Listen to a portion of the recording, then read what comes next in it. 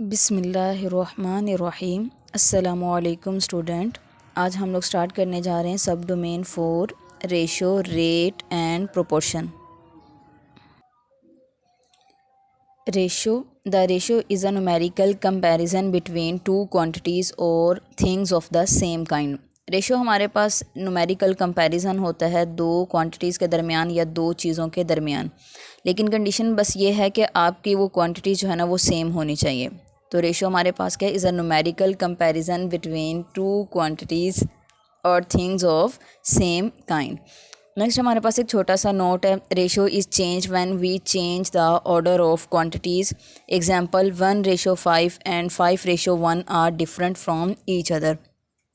Ratio के अंदर जो है ऑर्डर अरेंजमेंट जो है वो बहुत ज़्यादा मैटर करती है। अगर आप रेशो के ऑर्डर को चेंज कर देते हो, इनकी अरेंजमेंट को चेंज करते हो, तो आपके पास रेशो भी जो है वो डिफरेंट हो जाएगी। जैसे एग्जांपल में 1:5 और 5 ये दोनों जो है हमारे पास डिफरेंट रेशोज़ हैं, ये सेम नहीं हैं। नेक्स्ट हमारे पास है antecedent and consequent in a ratio. The first term in the ratio is known as antecedent and the second term is known as consequent.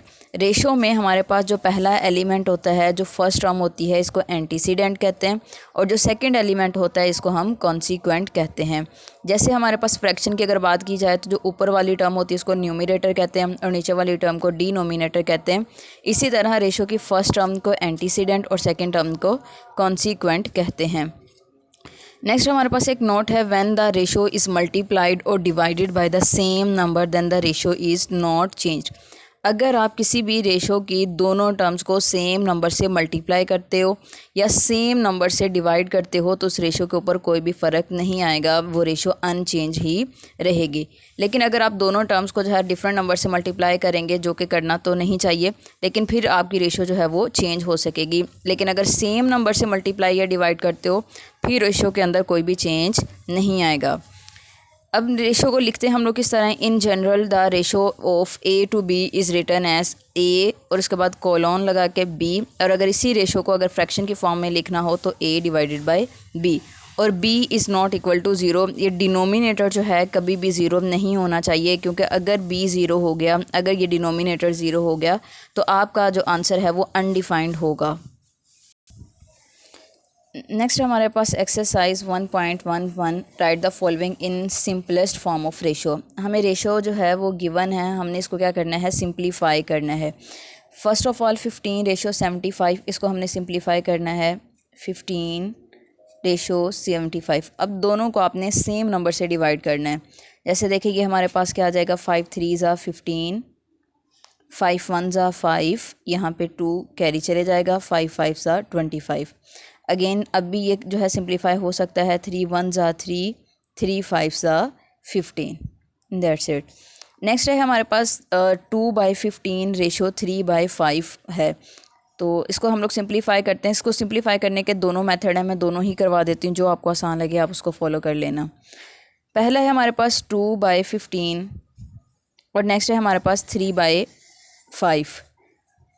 अब हम लोग ये ट्राई करते हैं कि यहाँ पे अगर 15 है तो इस वाली टर्म को भी हम लोग 15 बनाएंगे, और ये 15 तब ही बनेगा अगर आप इसको न्यूमरेटर को भी और डिनोमिनेटर को खुद से जो है वो 3 से क्या कर दें, मल्टीप्लाई कर दें। देखिए ये क्या आ जाएगा, 2/15 रेशो 3 3 9, 5 3 15। अब देखिए ये दोनों हमारे पास जो टर्म है डिनोमिनेटर जो है ये दोनों सेम होंगे, तो अब हम खुद से ही क्या करेंगे, दोनों तरफ 15 से मल्टीप्लाई कर देंगे। इधर भी 15 से मल्टीप्लाई और इधर भी 15 से मल्टीप्लाई। तो 15 15 से क्या हो गया, कैंसिल। तो ये हमारे पास आ गया 2 रेशो, और यहाँ पे भी 15 15 से कैंसिल होके हमारे पास आंसर आ गया 2:9। क्योंकि अभी हमने पीछे जो है नोट में पढ़ा था कि अगर आप किसी भी रेशो को सेम नंबर से क्या करते हो, मल्टीप्लाई करते हो, तो उस रेशो के ऊपर कोई भी इफ़ेक्ट नहीं आएगा। एक तो मेथड ये था। एक आपको पता है कि अगर हमारे पास कोई क्वांटिटी जो है उसको रेशो की फॉर्म में लिखा हो तो हम जो है उसको लिख सकते हैं A/B, मतलब के फ्रैक्शन की फॉर्म में। इसको भी हम लोग ऐसे ही लिख सकते हैं, 2/15 डिवाइडेड बाय 3/5। नेक्स्ट हम लोग इसको लिख सकते हैं 2/15। अगर हम लोग इसको ऊपर लेकर जाएंगे तो ये उलट जाएगी, ऊपर वाली टर्म नीचे और नीचे वाली टर्म ऊपर। अब देखिए 5 1 5, 5 3s are 15, 2 multiply 1 divided by 3 multiply by 3, देखिए 2 1s are 2 and 3 3s are 9। तो दोनों आंसर हमारे पास जो हैं वो सेम है। अब चूँकि ये फ्रैक्शन की फॉर्म में तो हम इसको लिख सकते हैं रेशो की फॉर्म में 2:9। नेक्स्ट हमारे पास क्वेश्चन है 1/16 रेशो 25/8। इस क्वेश्चन को भी मैं दोनों मेथड से ही करूँगी, आपको जो इजी लगे आप उस मेथड को फॉलो कर लें। 1/16 रेशो 25/8। अब देखिए यहाँ पे डिनोमिनेटर में क्या है हमारे पास 16, तो हम इस 8 को भी 16 बना सकते हैं। अगर 8 को 2 से मल्टीप्लाई करेंगे तो 16 आ जाएगा। लेकिन मैथ का ये रूल है कि अगर आप किसी नंबर से मल्टीप्लाई करते हो तो आपको उस नंबर से डिवाइड भी करना पड़ेगा। मींस अगर आप नीचे 2 से मल्टीप्लाई करेंगे तो आपको ऊपर भी मल्टीप्लाई करना पड़ेगा। सो 1/16 रेशो 25 को 2 से मल्टीप्लाई करें तो 50 आ जाता है। 8 2s are 16।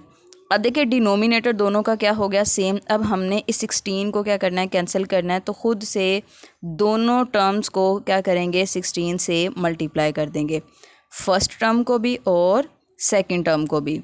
फर्स्ट टर्म को हम क्या कहते थे, एंटीसीडेंट, और सेकंड टर्म को क्या कहते थे, कंसीक्वेंट।